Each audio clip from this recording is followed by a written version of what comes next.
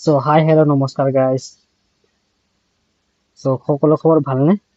So আজি মই এটা প্ৰডাক্টটো লৈছো সেইটো হ'ল UDLIF 300. UDLIF 300 টো হ'ল এইটো ব্ৰ্যান্ড নেম যেনে তাৰে কম্পোজিশন নেমটো হ'ল 800 ডিঅক্সিক্লিক এসিড এতিয়া প্ৰডাক্ট ইনফৰমেশনটো মই কৈ দি আছো বেসিক্যালি এইটো প্ৰডাক্টটো আমি ৰেকমেন্ড কৰো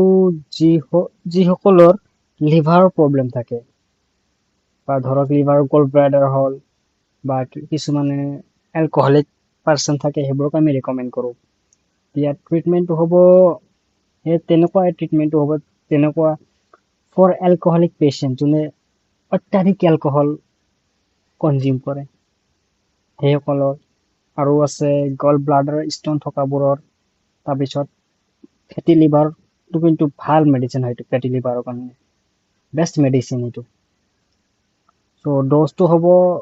এটা tablet 1 tablet per day after meal so খোৱাৰ